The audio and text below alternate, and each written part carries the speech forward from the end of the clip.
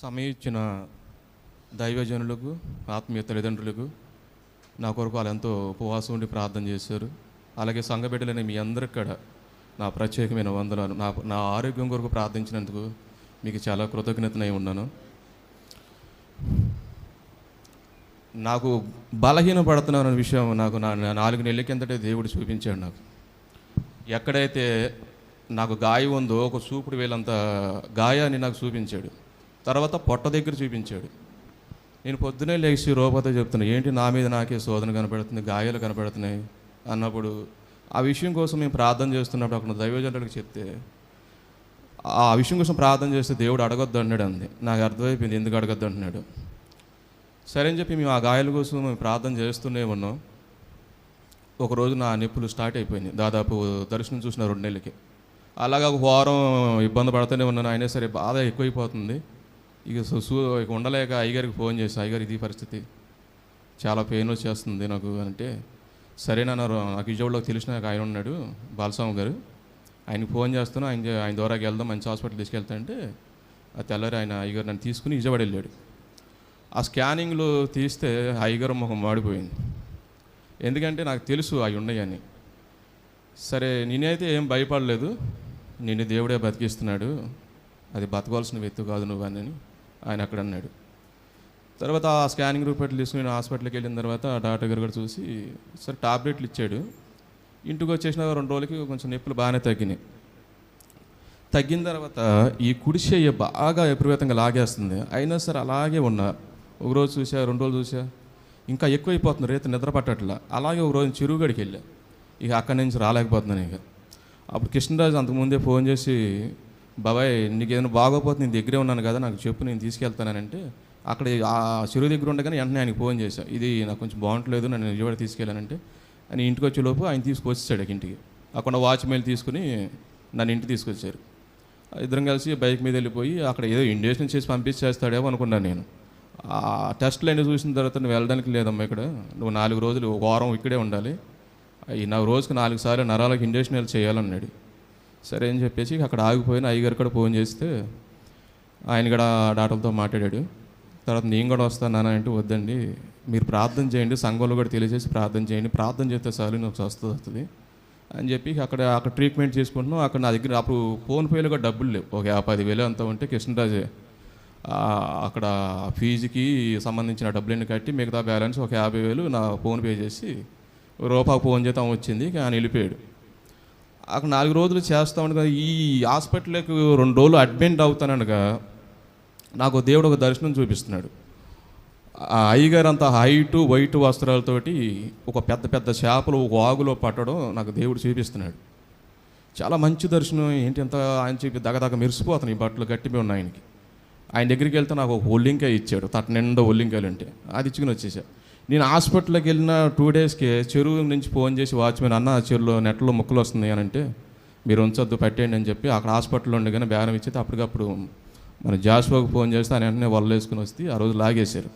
తర్వాత నెక్స్ట్ ఇంకో చెరువు, అలాగే 3 చెరువులు పెట్టేసి అప్పుడు నాకు ఆ దర్శనం గుర్తొచ్చింది, ఎంత గొప్ప దేవుడు అయ్యా, జరగబోయే విషయాలు ముందే నాకు తెలియజేస్తున్నావు అని చెప్పి ప్రభుని ఎంతో స్తుతించాం. అక్కడే ప్రార్థన చేస్తున్నాం, హాస్పిటల్లో కూడా ఎన్నడూ ప్రార్థన వదల. అప్పుడు నేను ఒకటే అనుకున్నా, నా వ్యక్తిగత ప్రార్థన అంతా పక్కన పెట్టేసి నా చెరువుల మీద దేవుడే ఉన్నాడు, ఇంకా నాకేంటి భయం అని చెప్పి మీ కొరకే ఎక్కువగా ప్రార్థన చేస్తున్నాను. నేను సంఘం కొరకు, దైవజనుల కొరకు, అయ్యా సేవ ఇంకా ముందుకు వెళ్ళాలి. ఆర్థికంగా ఎంతో నాకు తెలియదు, దేవుడు చూసిన విషయం అంటే దేవుడు ఇచ్చిన గొప్ప వరం నాకు దర్శన వరం.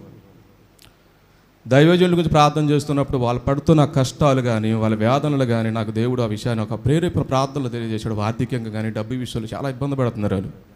ఇలాంటి సిచ్యువేషన్లో నేను హాస్పిటల్ నుంచి వచ్చిన తర్వాత అక్కడ వారం ట్రీట్మెంట్ అయిపోయింది. వాళ్ళు ఫోన్ చేస్తూ ఉన్నారు, అన్నీ అయిపోయింది. ఇంటికి వస్తున్నాను, అలా ఇంట్లో మెట్లుకి ఎక్కి ఇంట్లోకి వెళ్ళిపోయేటప్పుడు మళ్ళీ ఒక దర్శనం గుర్తొచ్చింది. ఈ పొట్టలో గాయం ఏంటి అని చెప్పి నేను ఆలోచిస్తున్నాను. ఇంటికి వచ్చిన తర్వాత ఇంటికి వచ్చిన 2 రోజులకి గ్యాస్ నొప్పి భయంకరంగా స్టార్ట్ అయిపోయింది. అసలు మంచం మీద కూడా ఉండలేకపోతున్నాను. ఇక అసలు ఆ నొప్పులతోటి అయ్యగారు తెల్లవారు 4 అనుకుంటా ఫోన్ చేసింది అయ్యగారికి.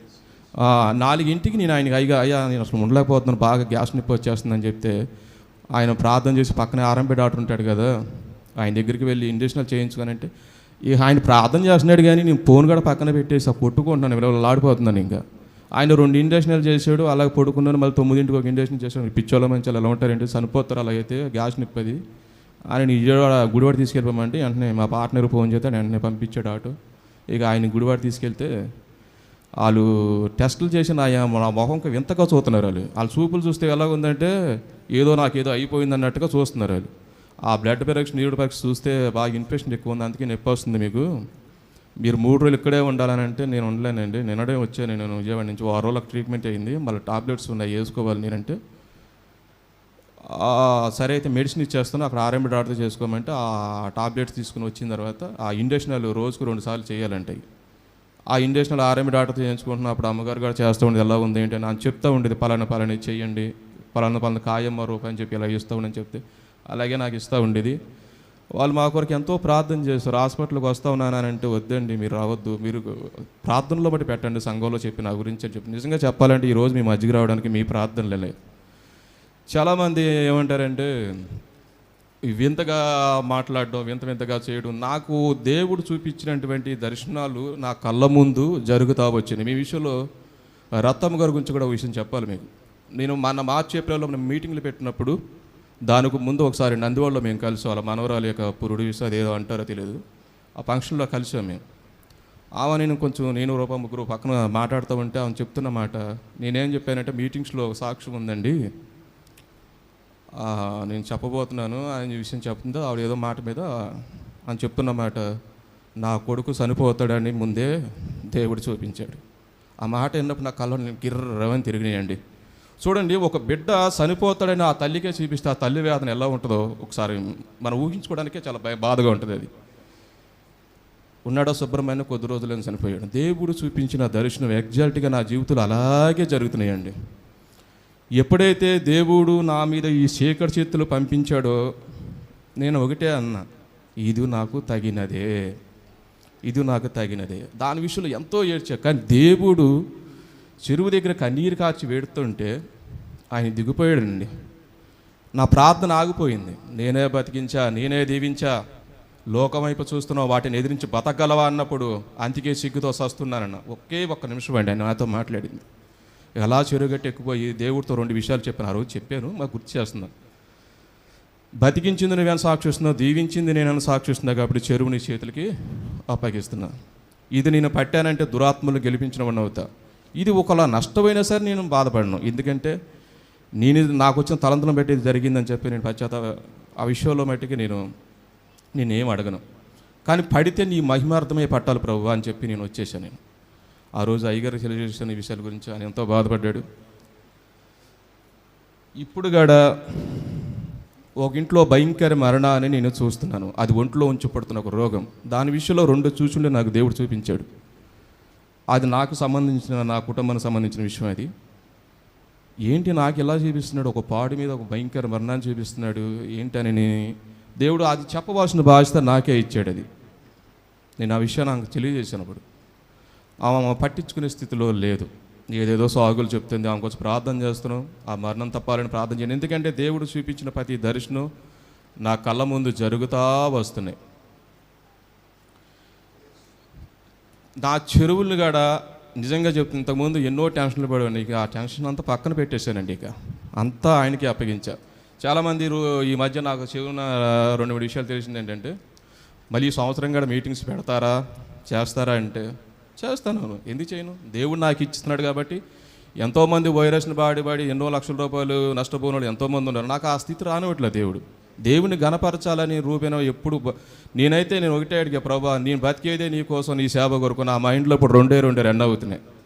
దేవా బతికితే నీ కోసమే బతకాలి తప్ప ఇంకా నేను దేనికోసం బతకూడదు. ఇప్పుడు నేను దేవునితో ఉన్నానా, దేవుని ఆత్మ నాతో ఉందా? అంతేగాని దెయ్యాలకి, చేతబడి చేతులకి ఇక భయపడే పరిస్థితి లేదు. ఎందుకంటే ఆయన ఆత్మ నాతో ఉంది, అనుదినం ఉంటుంది. కాబట్టి ఆయన కొరకు నేను కృతజ్ఞత కలిగి నేను ఉంటాను. నేను ఒక్కడనే ఆశీర్వదించబడి రూపేణ సేవను ముందుకు తీసుకెళ్ళబడడం అన్నది కాదండి, మీరందరూ ఆశీర్వదించబడాలి. ఈరోజు రూబేన్ ఈ స్థాయికి రావడానికి ఎన్నో ఉపవాస ప్రార్థనలు, కట్టిక ఉపవాసాలతో ప్రార్థన చేసిన నా జీవితంలో ఎన్నో అనుభవాలు ఉన్నాయి. అందుకే దేవుడు నన్ను వదిలిపెట్టాలి. అందుకే ఆయన నాతో మాట్లాడాడు. మీరు ఆశీర్వదించబడాలి, సంఘాన్ని మరింతగా పల్లెటూరు నుంచి సిటీలోనికి తీసుకెళ్ళాలి. సేవకుల్ని నడిపించే బాధ్యత సంఘం మీద ఒక్కరికే ఉంది. ఈరోజు సతీష్ కుమార్ గారు అంత సేవ చేస్తున్నాడంటే దానికి కారణం ఆయన, దాని వెనుకున్నటువంటి విశ్వాసం మనమే. ఈరోజు పరిచర్య చేస్తున్నారు, ఎంతోమంది చేస్తున్నారు పరిచర్య. సేవకుడు ఏం చేస్తాడు? ఆయన వాక్యం చెప్తాడు, నడిపించే బాధ్యత మనకుంది. దశభాగం ఇచ్చే విషయంలో ఎన్నడూ వెనక తిరిగి ఆలోచన చేయకూడదని. నేను దశభాగం ఇచ్చేలో ఇంతవరకు నేను ప్రభువుని నమ్ముకున్నా, ఇప్పుడు వరకు కూడా ఎన్నడూ ఆయన రూపాన్ని నేను దశభాగం ఆపల. అదొకటే కాదు, నా జీవితంలో ఇంకా దేవుని కొరకు ఏదో చేయాలి, తపన, ఆవేదన. ఈరోజు సేవ చేయాలి ప్రతి ఒక్కరూ. మనం నువ్వు నేను చేయగలిపితేనే ఈరోజు సంఘం ముందుకు తీసుకెళ్ళగలుగుతాం. మనకు ఇచ్చిన గొప్ప దైవజనులు అండి. ఒక దైవజనుడు చెప్తుంది నాతో, ఆయన కన్నీరు కారుస్తున్నాడు బలిపీఠం దగ్గర, చాలా వేదనతో ఉన్నాడు కుటుంబం విషయంలో, సంఘం విషయంలో అని చెప్తున్నప్పుడు నేను అనుకుని, ఎంత గొప్ప దైవజనుడు మాకు ఇచ్చినందుకు మీకు స్తోత్రం అయ్యా. ఈ లోపల ఒక వార్త, అయ్యగారికి యాక్సిడెంట్ అయింది, ఒకసారి గుండె ఆగినంత పని అయింది నాకైతే. తర్వాత వెంటనే మాట చెప్పాడు, అయ్యగారికి ఏం కాలేదంట, అసలు చిన్న చిన్న దెబ్బలు తగిలినాయి అంటే ఇది అన్నాడండి. వెంటనే మోజేది బాబు చేసి, ఏం కాలేదు డాడీకి, అవతలకి కాలు చేతులు అందుకే బాధపడుతున్నాను, అయ్యగారికి అయితే చిన్న దెబ్బ కూడా తగలేదు అన్నాడు. దేవునికి స్తోత్రం అనుకున్నాయి. మీ సంఘం కొరకు మన కొరకు ఎక్కువగా ఎప్పుడైతే ప్రార్థనలో నేను పడ్డానో, తీసుకెళ్ళి నన్ను హాస్పిటల్ పెట్టి మీద 6 రోజులు పడుకోబెట్టి, ఇప్పుడు చూడండి నా గాయాల గురించి కూడా దేవుడు చూపించినప్పుడు నేను అది నమ్మా, సమస్య రాబోతుంది. కానీ ఆ గాయాల గురించి కూడా నన్ను స్వస్థపరచమని అడగల. ప్రభువా, వీటిని తట్టుకునే శక్తిని నాకు ఇవ్వండి, వీటిని తట్టుకునే శక్తిని నాకు ఇవ్వండి. ఎప్పుడు కూడా శోధన విషయంలో నాకు విడిపించమన్నాడు. ఆ శోధన పడుతున్నాను, దేవుడు స్వస్థపరుస్తున్నాడు. నేనంతా దేవుని కొరకు బలంగా నిలబడుతున్నాడు, అపవాది నా విషయంలో కూడా శోధిస్తూనే ఉంటున్నాడు. నా ఇంట్లో కూడా ఒక సమస్య కూడా, కుటుంబంలో కూడా ఇది రాబోతుంది అని చెప్పా. ఒక రోజున గందరగోళ పరిస్థితి, మైండ్ అంతా పిచ్చి కోపం, మెంటాలిటీ కోపం వచ్చేసింది ఇక నాకు. తర్వాత నాకు దేవుడు చూపించిన దర్శనాన్ని పెట్టి అలాగా మనసు కుదురుపరుచుకొని సమాధానంగా మళ్ళీ ఉండగలిగాం. నా కొరకు ప్రార్థన చేయండి, సేవ ముందుకు తీసుకెళ్ళాలని తపన పడుతుందో నాతో పాటు మీరు ఆశీర్వదించబడాలి. క్రైస్తవ జీవితంలో ఎంత ఉంటే అంత తినడం కాదండి, కష్టపడిన దాంట్లో నువ్వు చాలా జాగ్రత్తగా దేవుని కొరకు, సేవ కొరకు ఖర్చు పెట్టగలిగితే నీ దేవుడు నాకన్నా ఎక్కువగా దీవిస్తాడు మిమ్మల్ని. రూబేన్ ఒక్కడే సంపాదించి, రూబేన్ ఒక్కడే దేవుడు సేవకు వస్తే ఒక్కడే చేయడం కాదు, మనంతా ముందు తీసుకెళ్ళగలగాలి. ఈరోజు నేను ఈ స్థాయికి రావడానికి కారణం, నేను 12,000 జీతానికి ఉండి 2,000 రూపాయలతో ఇంట్లో గడుపుకుంటూ 10,000 రూపాయలు నేను దాస్తూ ఉండేవాడిని. ఎందుకంటే నాకు చెరువు చేయాలి, నాకు ఆశ. నాకు ఆ దినాల్లోనే దేవుడు చూపించేవాడు చెరువులు. ఎగ్జాక్ట్గా నాకు దేవుడు చూపించాడు. ఆ రోజుల్లో కాబట్టి ఎవరితో కలవాలి ప్రభువా, నేను ఒక్కనే చేయాలంటే నా మైండ్లోకి మోషే గారిని చూపించాడు. నాకైతే వచ్చిన దర్శనం కాదు, కానీ ఆయనతోనే చూడు, ఆయనతోనే కలవంటే సరే అని చెప్పి నేను ఆయనతో మాట్లాడడం, ఆ రోజులు చెరువులు చేయడం. చెరువుల దగ్గరికి వెళ్ళిన తర్వాత 1 year తర్వాత, 2 సంవత్సరాల తర్వాత మోషే గారు నేను ఒక చెరువులో షేడేయడం చూశాను. నేను దేవునికి స్తోత్రం అనుకున్నా. అప్పుడు తలంపిచ్చాడు, తర్వాత దర్శనాన్ని చూశాను నేను. అలాగా మా యొక్క పార్ట్నర్షిప్ దాదాపు 5-6 సంవత్సరాలు చేసాం. తర్వాత ఆయన కూడా నేను ఇక్కడ చేయనులే, అక్కడ తీసుకున్నా అని చెప్పి ఆయన వెళ్ళిపోయాడు. ఆయనకి నాకు ఎలాంటి గొడవలు లేవు, ఏదేదో మాకేదో అయిపోయిందని, మన శాతపడి విషయంలో కూడా ఆయన ఏదో చేయడని రకరకాలుగా అన్నాడు. దాని వెనుకున్నది ఒక వ్యక్తి. అది నాకు దేవుడు చూపించిన తర్వాత వాస్తవంగా నాతో దేవుడు మాట్లాడడానికి ఆ వ్యక్తి ఉండటమే కారణం. అంత భయంకరంగా ఏడ్చానండి నేను. ఆ వ్యక్తి ఆ పని చేసి ఉండకపోతే నేను చేసి, కానీ అతను కూడా ఆ పని చేసి ఉండడు, దానిలో దురాత్మ వాళ్ళ ప్రేరేపణిచ్చింది ఆ పని చేయడానికి. చూడండి, నేను నాకు అయ్యగారు చెప్పినట్టు నా స్థితి ఎలా ఉండాలంట, గుడ్డలో తిరిగిపోవాలంట, అడుక్కునే స్థితికి వెళ్ళిపోయి గిన్నెచ్చుకొని అడుక్కోవాలంట, నేను చనిపోవాలంట. కానీ దేవుడు నన్ను వదిలేశాడా? నిజంగా చెప్తున్నానండి, ఎంతో కృతజ్ఞత కలిగి ఆయన మంచం మీద ఏడుస్తూ ఉండేవాడిని తెల్లవారులు కూడా. కానీ ఈరోజు మీ అందరి ప్రార్థనల వల్ల మళ్ళీ మీ సన్నిధికి తీసుకొచ్చాడు దేవుడు. నా కొరకు ప్రార్థన చేయండి, మీ కొరకు నేను ఎక్కువగా ప్రార్థన చేస్తున్నాను. సంఘం ఇంకా ఎదగాలి, పరిచర్య ముందుకు తీసుకెళ్లే బాధ్యత అందరికీ ఉంది. ఈ సాక్ష్యాన్ని ఇచ్చిన దైవజనులకి, అలాగే అమ్మగారికి, అయ్యగారికి ఎంతో నా కొరకు కన్నీరు కార్చి ఉపవాసం ఉండి ప్రార్థన చేసేవారు. మీకు ఎప్పుడు రుణపడి ఉంటాం. ఈ సాక్ష్యాన్ని బట్టి దేవునికి మహిమ వచ్చిందని నమ్ముతున్నాను. చిన్న ప్రార్థన చేస్తాను. మహా అత్యంత కృప కలిగిన యేసు ప్రభువా, కోట్లాది దూతలతో ఆరాధించబడుతున్నవాడా, నీకు వందనాలు అయ్యా. మాకెంతో ప్రేమించి మంచి దైవజనులు, సంఘ బిడ్డలని, ఆత్మీయులు మాకు ఇచ్చిన విధానాన్ని బట్టి మీకు వందనాలు అయ్యా. మీరు ఇచ్చిన దర్శన వరాన్ని బట్టి కూడా మీకు స్తోత్రాలు చెల్లిస్తున్నాను ప్రభువా. అయ్యా, నేను ఒక్కడిని ఆశీర్వదించబడి సేవను ముందుకు తీసుకెళ్ళడం కాదు, కానీ నా తలంపులు వేరు, నా ఆలోచనలు వేరు నాయన, నీకు తెలుసు ప్రభువా. అయ్యా, నా పట్ల నువ్వేం కృప కలిగి ఉన్నావో ఎరిగిన దేవుడు. తల్లి గర్భంలో పిండం ఏర్పడక ముందే వెరిగి ఉన్నానని మాట్లాడిన దేవుడు నువ్వు. దేవా, తల్లిదండ్రుల చేతుల్లో చనిపోవలసిన తప్పించింది నేనే అని చెప్పావు అయ్యా నా జీవితంలో నీకు తప్ప ఇంక మరో దానికి స్థానం ఇవ్వడానికి వీల్లేదు ప్రభా. మా సంఘ బిడ్డలను జ్ఞాపకం చేసుకోండి అయ్యా. ఒక్కొక్కరు ఒక సమస్యలతో ఉండొచ్చు ప్రభా. చెరువులు చేసే వాళ్ళు ఉన్నారు, వలలకు తిప్పే వాళ్ళు ఉన్నారు, కూలికి వెళ్ళి ఉన్నారు. వాళ్ళు ఒక పట్టుదలటువంటి ప్రార్థన జీవితాన్ని నేర్పించండి నాయన. సేవని నాయన విదేశాలకు వెళ్ళేటువంటి పరిస్థితి అనేక మంది నాయన సేవకులు పరిచర్య చేస్తున్నారు ప్రభు. కానీ మా సేవగాడ నాయన నీ దాసులుగాడ అనేక మందికి వర్తమానం అందించాలని నాయన ఎంతో యవన కాలంలో వాడబడుతున్న మోజెస్ని పెట్టి కూడా మీకు వందనాలు చెల్లిస్తున్నానయ్యా. యవన కాలంలోనే ఎంతో బలంగా వాడుకుంటున్నావు ప్రభు, నీకు వందనాలు. ఇలాంటి సేవకులు మాకు ఇచ్చినందుకు మీకు కృతజ్ఞతాస్తుతులు చెల్లిస్తున్నాం ప్రభు. అయ్యా నీకు వందనాలు. మీకు వేవేల కృతజ్ఞతాస్తుతులు అయ్యా. మేము ఏమి ఇచ్చినా రుణం తీర్చలేం ప్రభు. అయ్యా ఎప్పుడో చనిపోవలసిన వాడిని రూబేన్ నన్ను మీరు ప్రేమించి నాకు ఇచ్చినటువంటి భాగ్యాన్ని బట్టి మీకు వందనాలు అయ్యా. వచ్చే సంవత్సరంలో కూడా నీ దాసులు నీకు సమర్థించుకుని ఇక్కడ మీటింగ్ జరపడానికి కూడా మీరు కృప చూపమని ప్రార్థన చేస్తున్నాను. ఇచ్చినటువంటి ఆరోగ్యాన్ని పెట్టి మళ్ళీ మా పిరిబెడ్ల మీద నా దగ్గర అయా సన్నిధిలోకి తీసుకొచ్చిన విధానాన్ని పెట్టి వాళ్ళ ప్రార్థనలు పెట్టి నాయన స్వస్థపరిచే యెహోవా అని నేనే అని చెప్తున్నాను. ఎప్పుడు నా గాయాల గురించి నా బలహీనత గురించి నేను ఆలోచించట్లేదు ప్రభు. అయ్యా నీ సేవను తీసుకువెళ్ళాలి, నా ద్వారా నీకు మహిమ పొందాలని ఎంతో తాపత్రయపడుతున్నాను. నా కుటుంబాన్ని కూడా మీరు ఆశీర్వదించమని, మా సంఘ బిడ్డలు కూడా పరిచర్య ఇంకా భారం కలిగిన ఆయన ఎంతో మంచి టీమ్గా పనిచేస్తున్న కుటుంబాలను కూడా దీవించమని మా ప్రభు అయిన యేసుక్రీస్తు నామములో ఈ సాక్ష్యాన్ని పెట్టి నీ నామానికి మహిమ తీసుకురామని యేసు నామములో అడుగుతున్నాం తండ్రి, ఆమేన్. Right, God bless you. లేరా మంచి 15 నిమిషాలు అని చెప్పాను, ప్రార్థనతో కూడా 15 నిమిషాలు అయింది. ప్రార్థనతో కూడా 15 నిమిషాలు చక్కగా, ఒక్క నిమిషం కూడా ఎగస్ట్రా వాడుకోవాలి, ఆడుకూర్చోము. ఒక్క నిమిషము నిజంగా ఈ రోజున చక్కని సాక్ష్యము, వెనకది ముందు ముందుది వెనక కాకుండా సాక్ష్యం చెబుతుండగా మీరు నమ్మినా నమ్మకపోయినా ఆయనలో దేవుని సేవకుని చూశాను నేను. ఒకసారి చప్పట్లు కొట్టండి. ఏమండి, దేవుని సేవకుని చూసా అంటే ఆ భారము, ఆ ప్రార్థనలో చెప్పే సాక్ష్యంలో దేవుని సేవకుడు నాకు కనిపిస్తున్నాడు. ఆయనలో నాతో ఒక మాట చెప్పాడయ్యా, నేను మీ వెనకాల సపోర్ట్గా దేవుని రాజ్యం కట్టడానికి నేను కూడా మీతో వస్తా, మీరు ఎక్కడికి వెళ్తే అక్కడికి. రానున్న దినాల్లో నేను అలా మీతో రావాలని ఆశపడుతున్నా, దేవుని రాజ్యాన్ని కట్టాలని ఆశపడుతున్నానని నాకు స్వయంగా చెప్పాడు ఆయన. అందరికీ ఆ భారం ఉండదు. లేరా పౌలు తిమోతి గురించి సాక్ష్యం చెబుతాడు తన పత్రికల్లో.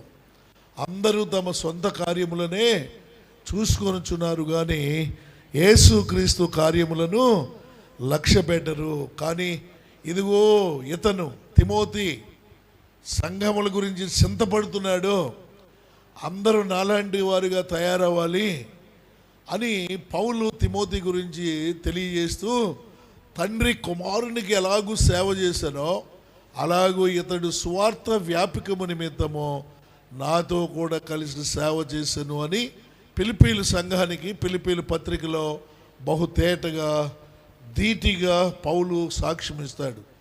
ఈరోజు దేవుని సేవకుడిని ఆయనలో నేను చూశానని ఎందుకు చెప్పగలిగానంటే ఆ భారం ఆయనకుంది.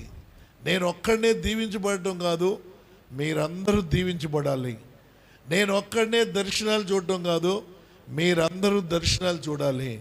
నేను ఒక్కడనే దేవుని సేవకునికి సపోర్ట్గా నిలబడటం కాదు, మనం అందరము సపోర్ట్గా నిలబడి ఈ రోజున సతీష్ కుమార్ గారు, జైపాల్ గారు దైవజనులు, మరి అంతటి వారు జ్యోతిరాజు గారు లాంటి దైవజనులు వాళ్ళు వాడబడుతున్నారంటే ఆయన వాళ్ళ వల్ల కాదు, వాళ్ళొక్కరు కాదు, వాళ్ళకి సపోర్ట్ ఇచ్చే సంఘం వెనకాల ఉందని చక్కగా సంఘాన్ని హెచ్చరిస్తూ ప్రోత్సహిస్తూ మనం